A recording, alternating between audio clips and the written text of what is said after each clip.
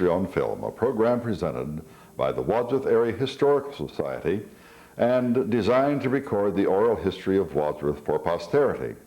I'm Caesar Carino, your host, and our guest today for the second time is Karl Harter. Karl, as you know, we had you here once before, but we just didn't finish because you have 90 years, or 91 now. How many years? No, just 90. 90 years of life to give. Since last Thanksgiving. Since last Thanksgiving. This coming November, you'll be 91 years of age. And we didn't have enough time to cover all 90 years. As a matter of fact, I think we got to about 20 of them. So we asked you to come back to tell us a little bit about who you are and whom you remember from way back when and all of that. Karl, before we get too far and run out of time again, we'd like to hear about your family. We all know who you were in terms of having been at Barberton High School and having been the coach there, the athletic director there, and No, not at Barberton. Yes. Barberton, yes, Barberton. At Barberton High School, and you were the athletic director, and everyone knows you. But your family was quiet and retiring, and we'd like to hear about them. Let's tell us about Billy, your wife, first of all. Well, Billy was born in Fitzgerald, Georgia. Fitzgerald, Georgia. About 100 miles from the Florida line. It's quite a story of how I met her. Let's hear about that. Well, we have to go back quite a ways. Okay. But I met her through a cousin of hers who had come up from Georgia to work at B&W. And we got together playing tennis. And a fellow who was here in Wadsworth for a time with the music program, he and I spent a summer out in California. You remember that man's name? Yes, I'll think of it in a moment. We'll go on and I'll come back to it. But we got together, spent the summer in California, came back home. When we got back here the third week in August, I called Ed Barna, my wife's cousin, and asked him if we could get together for some tennis up at the University Club in Akron. And he said, sure. He got it arranged. We played Sunday afternoon, came home. What year was this, do you Pardon? What year? Well, this would have been in 1932. 1932. And we came back, and on the way back home, he said, stick around, my cousin's coming in from Georgia. She had been working in a girls' camp up in New York State all summer, and her sister had called and said, if you'll drive by Niagara Falls, I'll come up and come home with you. And they were on the way back. She had ordered a car to be delivered in Buffalo. They'd picked up the car, looked at the map, and thought, well, that isn't very far. There were no throughways then. No. Do you remember what kind of car it was? Chevy. 1932 Chevy? Chevy Coupe, yeah. Chevy Coupe, 1932. That's right. And they finally arrived at 1:30 Monday morning, and we were sitting there waiting for them. That was when I met my wife. 1:30 in the morning. 1:30 in the morning. And where were you when you met her, Karl? At her cousin's apartment in Kenmore. In Kenmore. Yeah. And I arranged then to go down to visit her at her home in Georgia at Christmas time, and Ed, her cousin, went along down to visit his family down there. You kind of fell for her right away then, right? Well, pretty much. But I remember we were on a Sunday. She had arranged a house party out on Lopez Island off the coast of Brunswick, Georgia. And we were taking a walk. Billy and I were taking a walk that Sunday afternoon. We passed a beautiful little church that turned out to be the first Episcopal church in this country. Oh, really? And it was founded by John Wesley and his brother while they were Episcopalians. And John Wesley then later founded the Methodist Church. Went back to England and left the Anglican Church and founded the Methodist Church over there. But we saw that place was a beautiful place, and that's where we were finally married 3 years later. 3 years later. Billy is what we've always called her. What was her real name? Willeen. Willeen. And her maiden name was what? Jolly. J-O-L-L-Y. Right.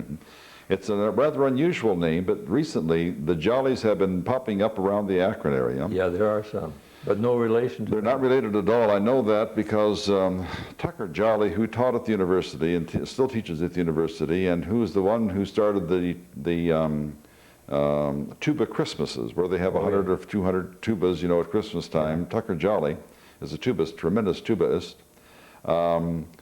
is not related, because I checked that out, and he is not related. You were married then in 1932. 33. 1933. You met her in 32 when Yeah. she had a 32 Chevy. Now, Oh, wait a minute. We were married in 34. 34. I met her in 32. We were married in 34. You had a long engagement then. That's right. Did you have a car at that time? Oh, yes. And what kind did you have? Well, the first one I had was the first Ford V8. Which would have been in 1932 also. Yeah. Ford made its first V8 in And it used 1932. more oil than gas. Used more oil than gas. I got rid of it at the end of the first year. Oh, Then I got a Chevy, and I've had a Chevy ever since. Chevy. And what year Chevy was it? Well, it would have been... 33? No, it was a second-hand one. I think it was a 31 or a 32. 31 or It was a 32 second-hand Chevy. Chevy that I bought, yeah. And not that it makes a whole lot of difference, because we could probably look this up, but is that the one that had the conical clutch to it? Where I can't answer that one. can't answer that. I was just wondering if you happen to remember, No. because there were a few of those around, but I think they went back to 1927 with the conical clutches.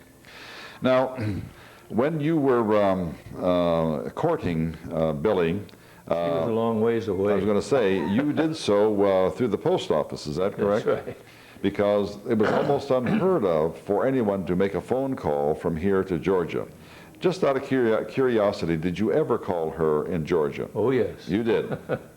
You remember, I don't remember her number, though. don't remember her number, but do you remember how you would make a long-distance call? Well, pretty much the same as we do today. You couldn't dial it. You couldn't dial it, but you would have had to work through an operator. Yeah. And then the Wadsworth operator would work through the Akron operator, and the Akron operator would work Through Atlanta. and Down to Fitzgerald. and down to Fitzgerald. It's not something that you could do very, very quickly. No. And what about the reception on the telephone? You almost had to holler, didn't Well, you? sometimes it was very good, and sometimes it was very difficult to converse. But nonetheless, the motivation was strong there, so you wanted to be sure that, Yeah. that you called her and talked with her. Karl, we're going to come back to your family here in a second, but we are talking about telephones now, and you have another strong link to telephones in Wadsworth. Would you tell us what that link is? Well, my family moved to the farm where I was born, Which was, and they moved there, and I was born in 1906, on Thanksgiving Day, 1906, what day of the week, or what day of the month was it at that time? Thursday. I know, but What day of the month? Yes, As I remember, it was the 28th. the 28th? I think it was the 28th. Well, your birthday No, fall? wait a minute, it was the 29th. I was born on my birthday, Yes, you're born on the 29th. on the 29th, yeah. Because we were married, my wife and I were married on the Thanksgiving Day, Oh, were you? but it was the 22nd. Uh-huh. See, it changes every year. Yes. Yeah, it changed a full week back there early. So you were, we were talking about your marriage and what you did right there during your courtship. But let's go now to the telephone involvement that you have on a personal basis through brother Russell Harter. Russell Harter. Yeah, he graduated from high school in Orville. The family moved here shortly after that. And his first job was with the Star Telephone Company. Okay. Russell is older than you. Quite a bit, yeah. About 10 years older, isn't he? Or He's about 13 years 13. old. So he would now be about 103 years old. He's born 1893, as I remember. Is that correct? I think that's about right. Right. And he still has a daughter here in town, doesn't he? Yes, two daughters, one out on the west side of town and one up on Crestwood. That's right, that's right. And that would be Carolyn Harter Maffei. Yeah. And Excuse me. and your the other niece, I've got it right down there. right down there in the throat. That happens all the time. No, I see the ones out in the country not very often, but I see Carolyn and talk to her every now and then. Just Right. talked to her the other day on the phone. Yeah. So They have, I think they have, all three of their children are still in Wadsworth. I think they are, right. Yeah. But Russell Harter, Right. Russell Harter was part of the Star Telephone Company. And who was his companion? And Jay Weldy. Jay Weldy. Yeah. Now, can you tell us a little bit about the Star Telephone Company? It was just a little dinky thing here in Wadsworth, and they had their offices above where? Right on the northeast side of the square, up on the second. They had the building there on the alley, and the offices. The operators worked on the second floor there. You remember who the operators were? Well, my brother's wife was one of them. And her name was what? Florence. Florence? Sigfrid. Florence Sigfrid was her name. Florence Sigfrid Harter. Yeah. And do you remember any other operators? I really don't. You remember Mrs. Murray, who worked? No. I don't remember her. Maybe she came a little bit later. But the Star Telephone Company had one truck, did it not? Right. And Jay Weldy and Russ... And there was a horse and wagon truck. Horse and wagon truck. Your brother and Jay Weldy went around, and did they have the huge augers to build or to drill holes for telephone poles? You had a shovel that you used by hand.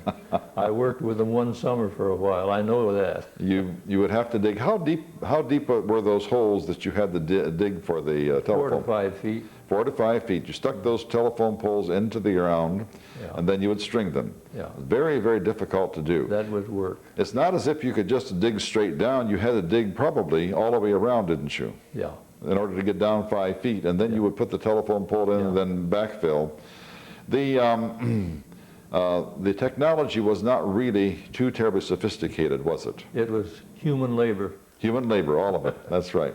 Well, now we'll get back to the Star Telephone Company, but we want to talk about Billy a little bit more. What did Billy do in her lifetime with you here in Wadsworth? She taught.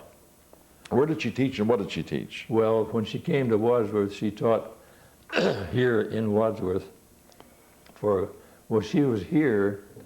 We had planned to get married in December, and she came up and took a teaching job, and she taught through that year, but at the end of the year she didn't get a contract because she got married. Right. Tell us why she did not get a contract because she got married. That was simply an unwritten policy of the then superintendent. And it was pretty well established throughout the entire area, was it not? That's right. A woman teacher could not teach if she were married. That's right. Do you have any idea why we had that rule, or why they had that rule? Well, I think it was a part of the feeling of male-female at that time, that the jobs were for men, and if the women took a job, like, well, Florence worked as an operator, and those were their jobs, but to invade the masculine side of the workforce, it wasn't accepted at that time. Wasn't accepted at all. Someone said one time that they wouldn't permit that because they took a job away from a breadwinner. That's right. Because a woman at that time was not a breadwinner. As a matter of fact, until the 20s, she couldn't even vote. She was just kind of a human being, and that's about all for whatever purposes men wanted her. Now, you and Billy had 2 children, is that correct? Tell us where they are and who they are, what their names are, and where they went to school, and whom they married, and all of that. Well, Carol was the first. Carolyn? Carol. Carol. C-A-R-O-L, yeah. And Carol married a fellow from Wadsworth. They graduated from high school together, Joe Houston, and they were married here. They have 2 children, and the other daughter was Sharon. She married a fellow who she met at Heidelberg, who was from the Dayton area, Jim Reese, and they have 2 children, a son and a daughter. And do they live around here now, Carl? No, they are living, well, Sharon and Jim are living north of town here, about 17, 18 miles. They were living over on, just out of Copley, and they got the word that a new development of 60 units was coming in across the beautiful road where they were living, and they decided to move out. They sold and bought a place up here without a tree on it, about 18 miles north of town, and that's where they're living now. And their children, one is in the Columbus area. He's in communication work with computers, and their daughter's living down in the Cincinnati area. The other daughter, the older daughter, Carol, They were married and lived in this area for a little bit, and then have been living for quite a while. Well, for 30-some years they lived in Decatur, Illinois. And they have 2 children, a son and a daughter. And they have moved from the Decatur area now. Joe took a job with the first college in Illinois, Illinois College, out in Johnstown, Illinois, right to about 60 miles this side of St. Louis. Is that Johnstown or Young? Johnstown. Johnstown, Illinois. Yeah. And Joe took that job there, and they couldn't find a house. And they were separated for about 7 months till they finally found a house, and they've moved into it now about 2 months ago. And it's an old house with big high ceilings, no closets, but they had to find a place to live together, and that's where they are. And this is 1997. How old are the girls now? The daughters?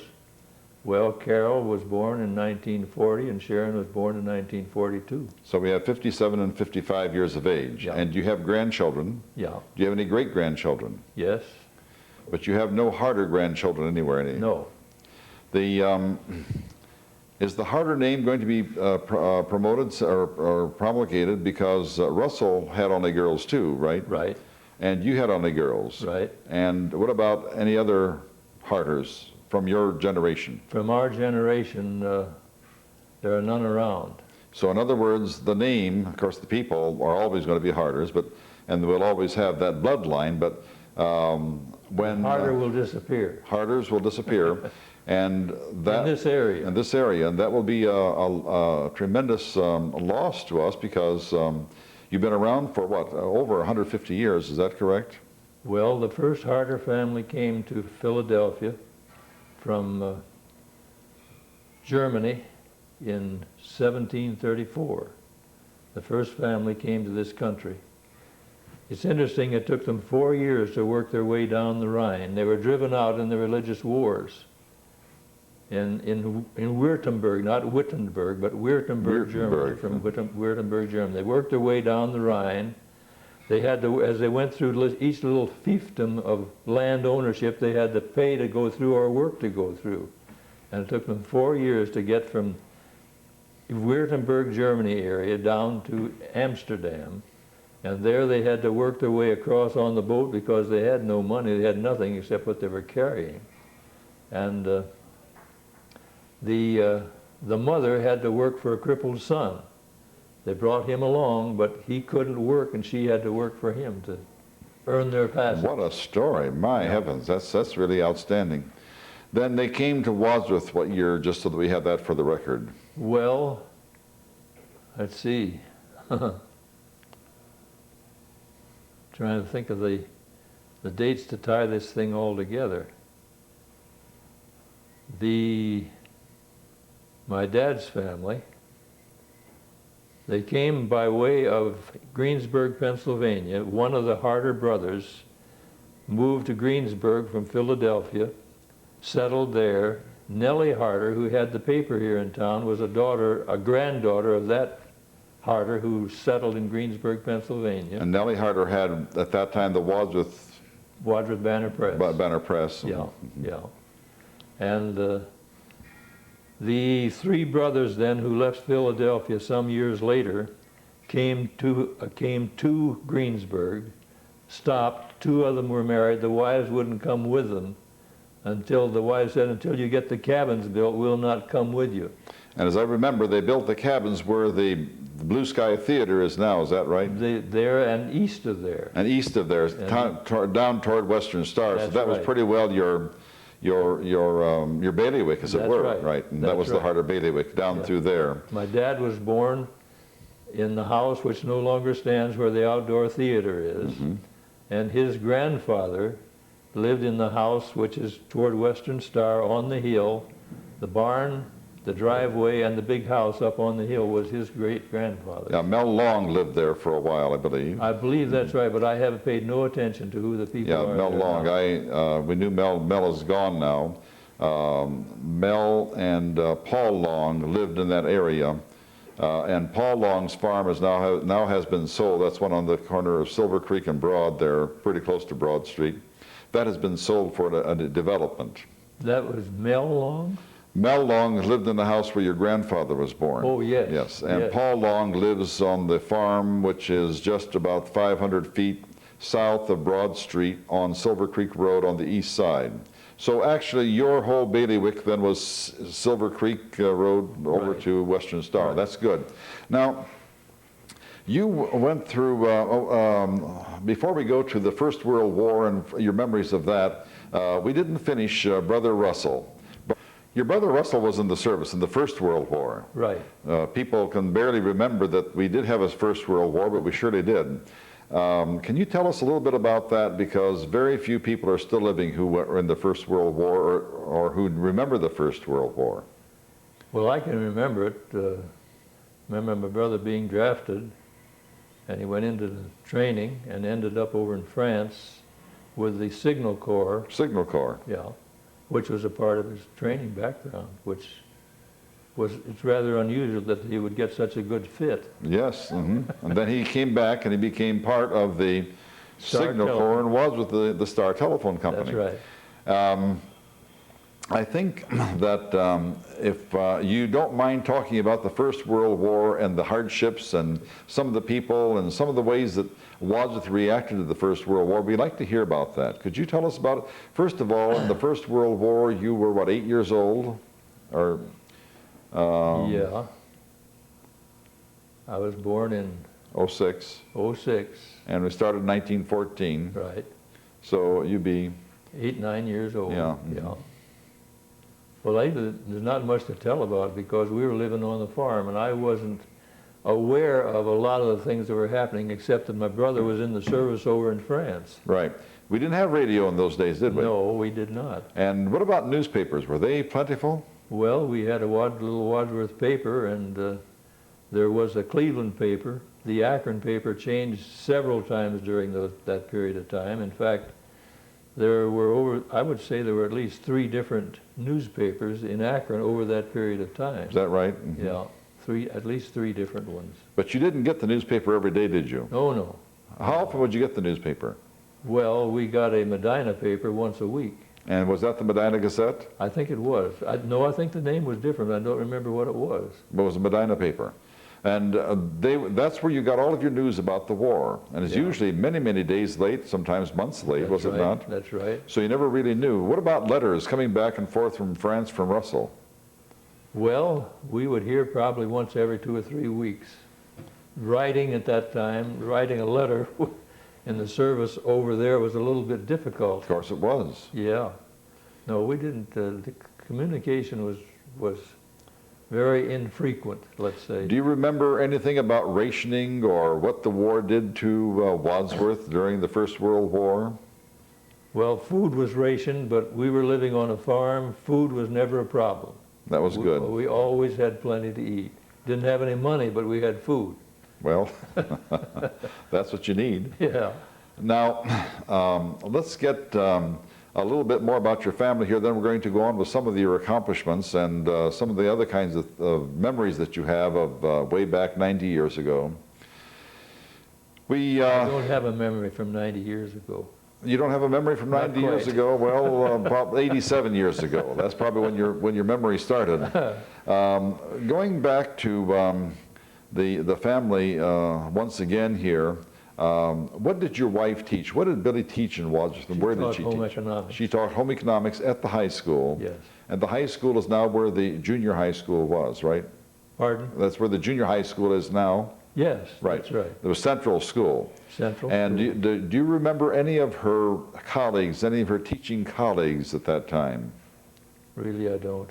Don't remember those people. Do you remember who the principal was at that time?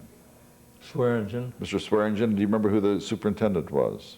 Elliott. Mr. Elliott was Yeah, the superintendent. A.W. Elliott. The He went from superintendent. here then on down to just north of Columbus. He left here, went down there. Yeah. Now, did Billy have any other kinds of activities within the community? Well, she became quite interested in, I don't know how to describe it, young people getting out and trying to get located. She kept track pretty carefully of people, especially gals that she'd had in home ec, and kind of followed a lot of them through their lives, their marriages, and all that sort of thing. She was quite interested in the people she had had in school. She had a legacy for being a hands-on type person. Everyone loved her. We've had several people talk about her. When did she quit teaching? Well, she quit teaching when Carol became, of course, she didn't teach the year that Carol was, when she was pregnant with Carol, and she got back into it for a very short time, and then didn't teach for quite a few years. But then she went back to teaching, didn't she? Yeah. And how many years did she teach after that, and when did she retire finally? Well, I'd have to do a little bit of guessing here now. She taught, let's see, trying to put things all together.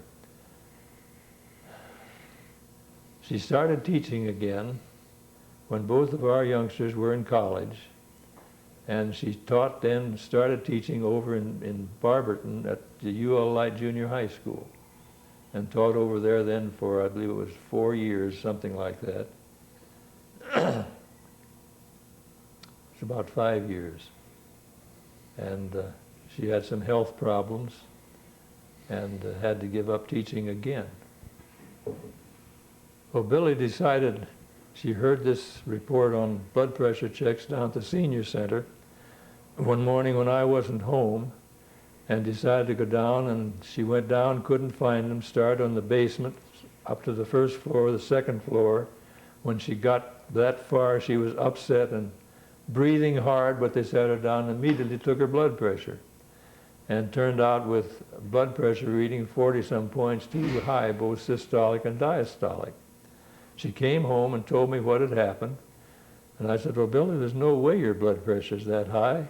It's been very normal all these years. So we called our then doctor, got to him, and he did the same thing as the nurse, sat her down, immediately took her blood pressure, 2 diazides a day. And I said, there's no reason why she should have 2 diazides a day. We said her blood pressure's high. Well, he cut it down to 1 a day. The 3rd day home from that doctor's, after these 3 days of diazides, I noticed in the kitchen that she was getting wavery, kind of losing her balance, and couldn't remember where things were in the kitchen. So I felt that there's something wrong here somewhere. Went, talked to the doctor again, couldn't get any satisfaction out of him for changing the whole thing, and we stayed with that until it reached the point where her muscular coordination was so far wiped out that she just wasn't a normal person and couldn't be. But that's what she lived with, and as I've said, we have all opted for body donation to Cleveland Clinic at death, and I was called,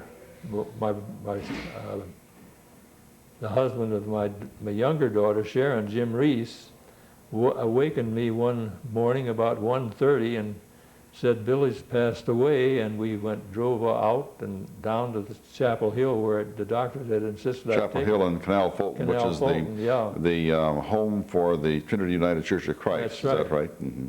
The doctor, and she had been down there for a while? The doctor had insisted that I move her down there. I cared for her at home for 12 years with all this mess. So this went on for 12 years? 12 years at home I cared for her, and finally the doctors said, Carl, you've got to get her down to Chapel Hill. It's reached the point where it's a 24-hour thing, and it needs that kind of care and attention. So we moved her to Chapel Hill, and she lived down there for almost 3 years and finally passed away down there. How old was she then when she passed away, 83. Carl? 83. Mm-hmm. You had a sister who was married to somebody from an old family in Wadsworth. Who was that? Raleigh Reichard. Raleigh Reichard. Yeah. Could you tell us a little bit about your sister and then a little bit about Raleigh Reichard, what he did, something special during the war? Well, he and his brother had a coal business, They operated that for quite a few years, and finally Where was that coal business? was down on Auble Street. Auble Street. Auble Street, yeah. Then he got into the automobile business and worked in 2 different auto agencies downtown. Do you remember which ones they were? Well, the owners I wouldn't remember, but they were on the north side of the square before you got down to the square. That would have been the Chevrolet place. The Chevy. Hayes Arnold. Hayes Arnold. That was the one he worked for most of that time. But he worked there, and the brother passed away long before Raleigh did. I don't recall exactly how long he lived, but they operated the coal business. I worked for them one summer there in the office, at the old coal office down on Auble Street. That was, I wouldn't remember what year that was though, but I think it was my junior year in high school. So that would have been probably 22 or 23? 23, yeah. 1923. Yeah, yeah. Where was it exactly on Auble Street, the Reichard Coal Company? Well, it was, as you turn right on Auble Street, you headed down the street, and it was on the left-hand side, from the Auble Street to the old railroad tracks that came up through there. Was between the tracks and the street. There was a railroad spur that went to Henry Ice and Coal. Right. Right. It went right on up north once. All the way up, that's right, it went all the way up north, that's correct. Yeah. Then it's probably where part of the recycling plant is now. Yes, I think that's right. At the city land, the city owns that land. Yeah. Then what did he do during the war? Something special. Raleigh Reichard. Well, he was on, I forget what they called the job. Do you remember? I think that he was with the draft board. That's right. Selective service. That's right, selective service. And he had an office which was right there in Hayes Arnold, wasn't it? I think so, Yes. Yeah. Yeah. And what did the selective service person do? Well, I really don't remember. I was a kid, and... Well, this is during World War II, though. Oh, World War II, yes. The only thing I can remember is that they were responsible for records of births and deaths of men that would have been of service age. Right, and then anyone who had questions regarding selective service would go to Raleigh Reichard first. Yeah. What kind of a person was Raleigh Reichard? Kind of a big man, wasn't he? Well, physically he was big. You know, he used to run. He ran? Yeah. I remember watching him, and we were on the farm out there training out the old road to Barberton. He would run all the way to Barberton, do you Well, think? he wouldn't run too far, he went to Western Star. And then turn around and come back. Many times those fellows who did that would go to Western Star, go north to the old road to Akron, then back around and down High Street and back into town. Well, a distance of about 6 miles, wouldn't it? That would have been pretty close to 6 miles, yeah. Because it's from the square of Wadsworth to the county line road is about 2 miles. Right. And then north for about a good mile and a half at least. About a mile and a half. Mile and a half. And then that would be 3.5 miles, and then another mile and a half into town, or maybe 2. Yeah. 5.5, and then about 5 to 6 miles. That's wonderful. Yeah. And he ran. Yeah. But he's a big man, wasn't he? Well, he was heavy. He wasn't the build that you would think would be running marathons. Well, see, when I talk about big, I never say the word heavy for obvious reasons. But he was a big man, and he was kind of bald-headed, wasn't he? Eventually, well, not too much bald-headed. No, he had a pretty Kind of reddish-brown hair. curly hair. Yeah. And kind of a gruff person, wasn't he? Yes. A little on the gruff side. Very pleasant at times, and he could easily get upset. Yes, he could easily be upset. Your sister's personality was completely different, though, wasn't it? Completely. And what was she like, and did they have children? No, they had no They children. never had any children. No children. So we don't have any children from your sister. We have 2 girls from your brother, Right. Russell, and 2 girls from you. Yeah. And unfortunately, when you're gone, that's it then, That's right? it. We want to make sure to get all of this history before that happens. Tell us now then about the the City of Wadsworth and what you did in the City of Wadsworth after you retired from Barberton. You were in Barberton, what, 35 years? 37. 37 years. 37. You're active in your church right now. Yeah. And have been for years. Have been. And what kinds of things have you done in the church, and which church is it? And tell us your involvement there particularly. Well, it's Trinity UCC Church up on High Street. It's the old Reformed church from years and years ago. I joined there with my mother, and well, my sister had already joined. But I've been on the board up there, was president of council of consistory, and I was responsible for getting Bob Johnson as our minister a long time ago. And that'd be about 30 years ago, wasn't it? More than that, yeah. Yeah. When did Reverend Johnson come on board? In, well, it would be about 36 years ago. 36 years ago. And Yeah. preceding him was Reverend Booker, is that right? Booker.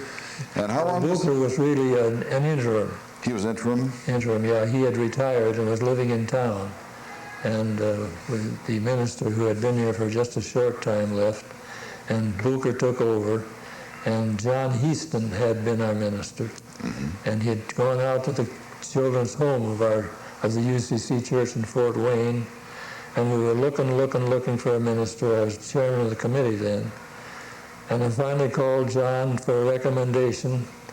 And he gave me several names, and he said, you know, there's one that is going to be a good one, but he may be too young for a lot of your congregation. He's down in Kentucky. But I think he's going to be a good one. So. And that was Reverend Robert Johnson, That's right? Bob Johnson, yeah. And he certainly did turn out to be an outstanding person. He was there for 30, how many years? 36? 36 years, I believe, yeah. Wow. Yeah. But John Heaston was responsible for heading us in that direction. That direction. Do you remember who the minister was before Reverend Heaston then? There was one in there for just a very short time, a tall, thin man. Didn't fit in very well at all. He didn't fit in. But I'm trying to, Ezekiel was the one who was there for quite a number of years. Reverend Ezekiel? Reverend Ezekiel. Z-E-C-H-I-E-L. Oh, Ezekiel. Not Ezekiel, but Not Ezekiel. Ezekiel, but Ezekiel, Okay. yeah. Do you remember him very much? And can you Yes. tell us a little bit about him? He was a very positive individual, very pleasant, but as far as conversation was concerned, you had to have something to talk about if you were going to talk. No. He didn't take on both sides of the conversation for you then. But he had gone to Heidelberg, and he was one of the two who were really responsible for me getting to Heidelberg. Now, Heidelberg is the church school for the UCC Church, United Church of Christ, or the Reformed Church. That's right. And Heidelberg is in what city in Ohio? Tiffin. Tiffin, Ohio, right. We want to be sure we have that for recorded history. Now, what about the community of Wadsworth? You have been active in athletics for years and years and years. Were you ever on the athletic, well, not the athletic, but the recreation board here in town? No, I had a tennis program here in town for years. Tennis program. And what did you do with that, and who are some of your outstanding players, and where are they now? Well, that started years ago when I retired from Barberton. I had been teaching kids in tennis just for the fun of it. I would start out each summer, as soon as high school or school was out, I would get kids together 3 days a week. We'd have 25, 30, 40, 50 kids. I needed to have 8 people to help, and we kept that going for quite a few years. Approximately how many years do you think that would have been, Carl? 30-some years. 30 years, wow.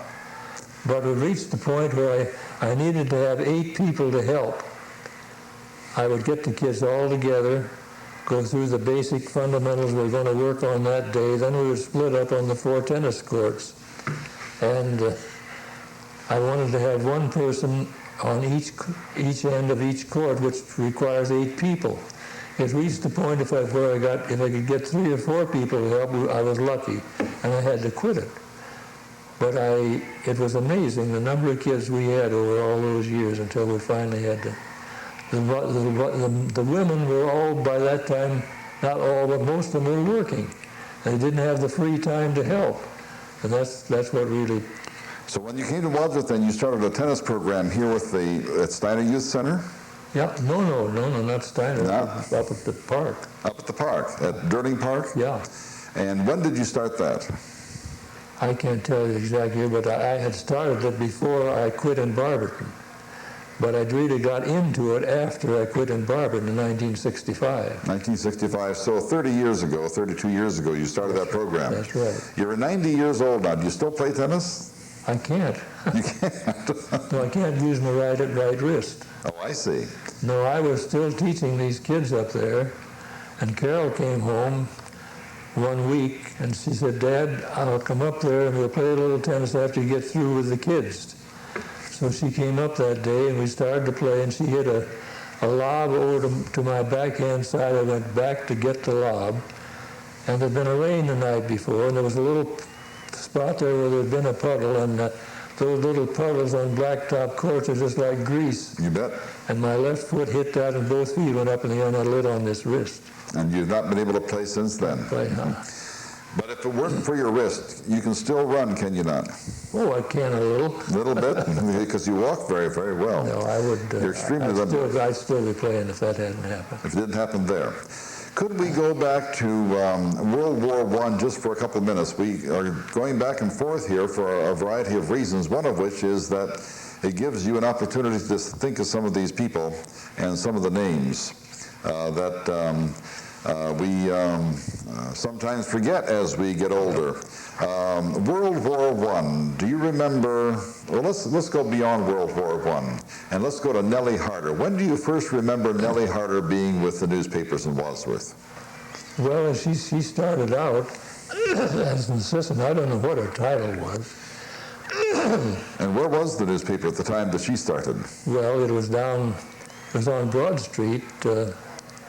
Right next to the alley. Yeah, right next to the alley on Broad Street there. Right, next to the alley on Broad Street, which is right next to the gasoline station right now. That's right. And that was called the Banner Press at that time, it wasn't not. Yeah. And the Wadsworth Times was somewhere else, wasn't it? That was over on the Times Press. The Times Press was over on Wautroosa? Wautroosa Avenue, yeah. And who owned that? Jerry Hall? Jerry Hall, yeah. And who owned the Banner Press? A fellow by the name of Hostetler. Hostetler. Yeah. That's the name we couldn't think of a little while ago, but we got that one, Hostetler. And Nellie, your distant cousin, your distant cousin, worked for Hostetler, and then she became the editor. That's right. Of the Wadsworth News Banner. That's right. Can you tell us a little bit about Nellie? Very few people remember. Not very many people really knew her.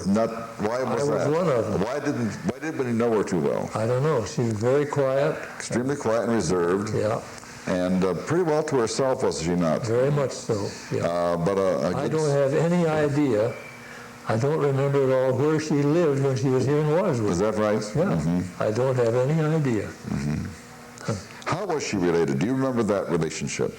How? How was she related to you? Well, the Harter family, as I think I've said in this whole thing, the first family came to the United States in 1734 and settled in the East, in Philadelphia, and then from there they spread out. And one of that family, I think it was the second generation in Philadelphia, came up into Pennsylvania to Greensburg and settled there, and that was her ancestry in Greensburg, Pennsylvania. But exactly when, I don't know. When she came to Wadsworth. What year do you first remember Nellie Harter being with the paper? The date? What year? I can't tell you that. Was it in the 40s, do you think, or the 30s? Maybe in a decade. What decade do you remember her being there? Well, I would say it would have to be in the early 40s. Very early 40s? I would say so, yeah. Did she work there before that, do you think? She had been working there, I forget, for I don't know, 2 or 3 years or more. I don't remember what the whole connection was, the steps that led to her eventually. Becoming the editor. Yeah. Do you remember talking to her after she became the editor? No. You didn't have much of a relationship or an association with her? None at all? None at all. Do you know anybody else who was working at the News Banner at that time, or the Wadsworth Banner Press, or? No. I didn't become interested in the paper until John Miller moved in. John Miller moved in. Now, did John follow Nellie Harter? She had been there, yes, he did, yeah. John followed Nellie He Harter. had come in here, he worked down at the old Wadsworth Salt. And from there he came up to the paper through Jerry Hall. It was through Jerry Hall's connection that he got the job. Jerry Hall was the publisher of the Wadsworth News Banner then? They combined, the two papers combined under Jerry Hall's leadership. And we, as we know, Jerry Hall then became a mayor of Wadsworth. Right. That's right. And his son, in 1997, is still the treasurer of the City of Wadsworth, Jackson Hall. Yeah. I think his first name is also H, whatever the H stood for in Jerry and H.J. Hall. And Jerry Hall also had a trucking company, which That's is right on the alley, was on the alley, next to the Central School. Yeah. And it was a horse and wagon trucking company. Do you remember that at all? Oh, yes. Can you tell us a little bit about that? I can just see those horses pulling that wagon up and down and in and out. Where did they go? Well, just the whole area. They'd go down to the station, pick up the stuff coming in on the trains, and bring it up to the barn that they had there, and then deliver it. That's the way it started, a horse and wagon delivery. Do you remember how many horses and wagons they had? Do you remember when they start motorizing H.J. Hall trucking? I can't tell you exactly. We're going to try to get son Jack Hall in here. Jack and Hansel. We're going to try to get Jack in here. Yeah. Jack's a little on the shy side, but we're going to try to get him in here on our next round. As you know, right now, what we're doing with this Wadsworth History on Film is to get the ones from 80 years of age all the way up to 97 on our first round, and we will have 31 of those programs. Some of them are duplications. That is, for instance, like just as you're the second time around, but we'll have 31 of those programs by the middle of September, somewhere around there. And then we're going to go from the people, try to get people to give us history from age 65 all the way to 80. Try to get those kinds of people. Give their history? Give the history of what they remember. For instance, Jack Hall is one of them. He will have a lot of history about his father, and he was a very prominent man here in town. And get some of the children of some of these people.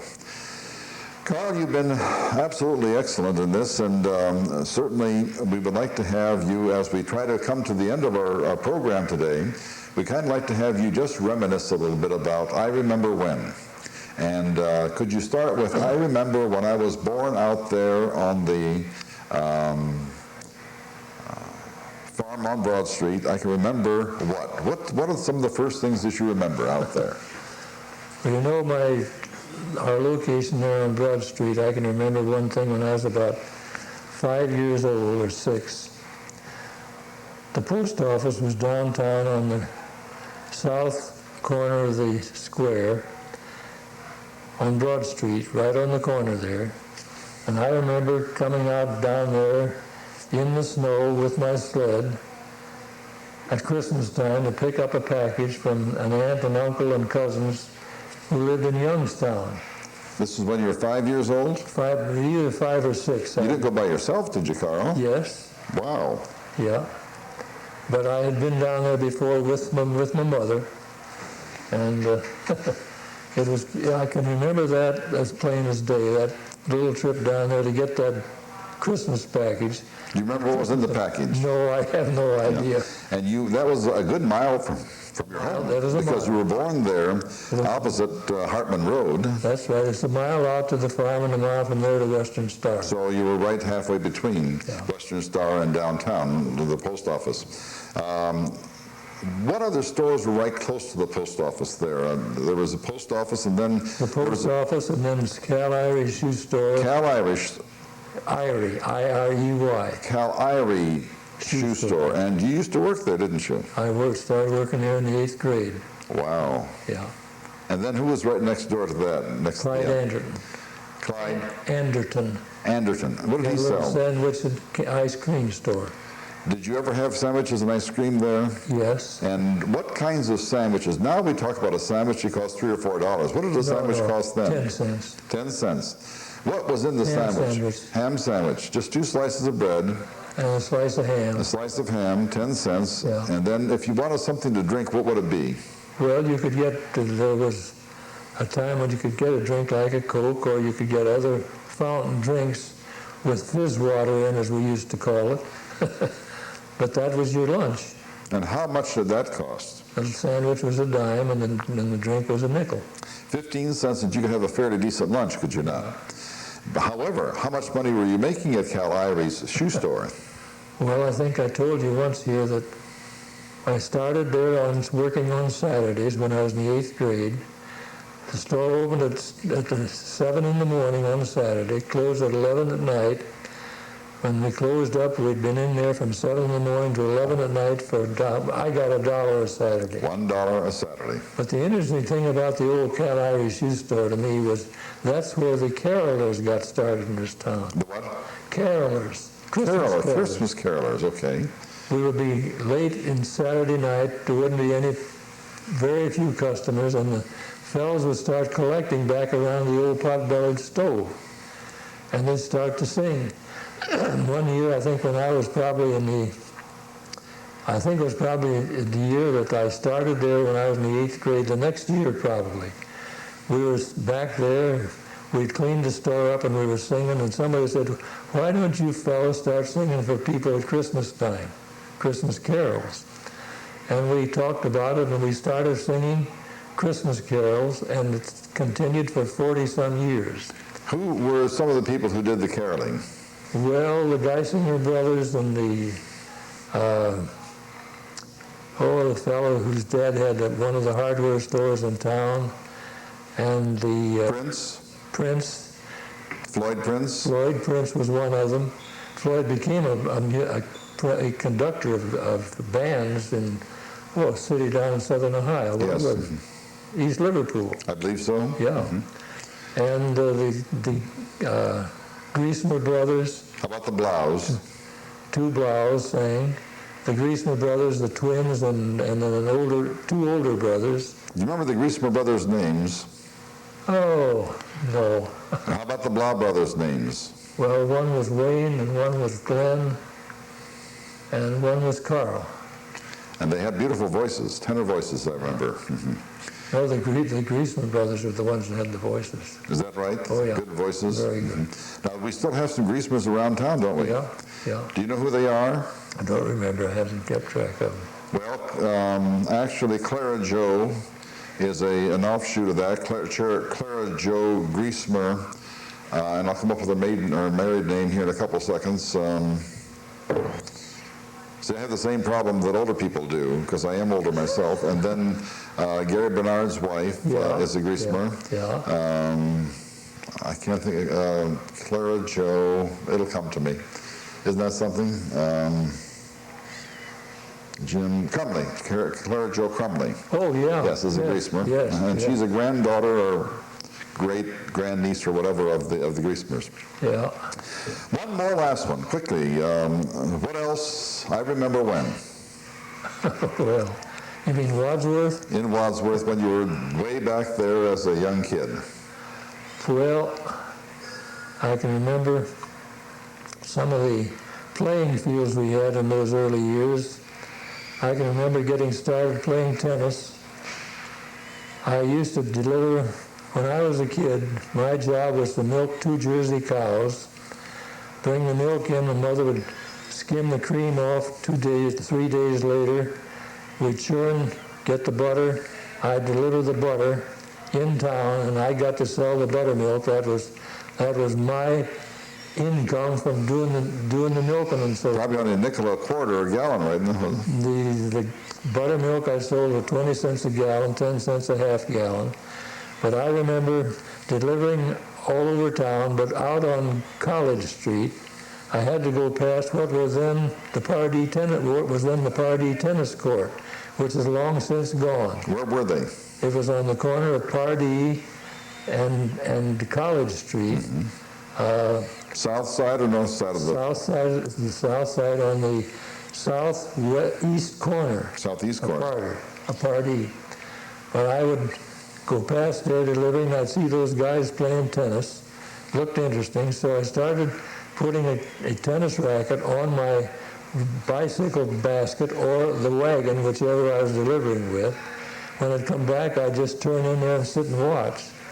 And one fellow in particular would see me sitting there, Bill Kane. Bill Kane. Who had the place behind us up there on College, or on Crestwood.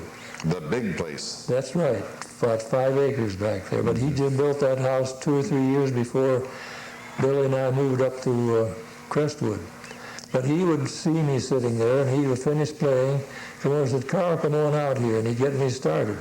That's where my tennis game got started. That's where your tennis game was. That's a very interesting story. With old Bill Kane. But do you realize that when he left this town, he had 2 daughters about the same age as our 2 daughters, and a son younger. They moved to California, lived out there for 40-some years. When he passed away, he was brought back here for burial. And the 2 daughters and the son came back with him. We had quite a visit that day that they brought him back here for burial out at Woodlawn Cemetery. Bill Kane started you in tennis and probably started you on your way to being a very successful and outstanding coach and athletic director throughout your life. We have come to the end of our 2 hours our hour once again. You still have a lot more to tell, but we're going to bring you back with the on the 6th of September, and we're going to have the Old Timers Roundup. We're going to get 8 or 10 or 12 of you together and just have you reminisce. That'll be a lot of fun. Thank you again. We so appreciate your giving up your time to give your history to us. It's kind of hard to pull some of these things out from way back when. That's right. But you do a good job. Thank you again, Carl. Thank you. Righto.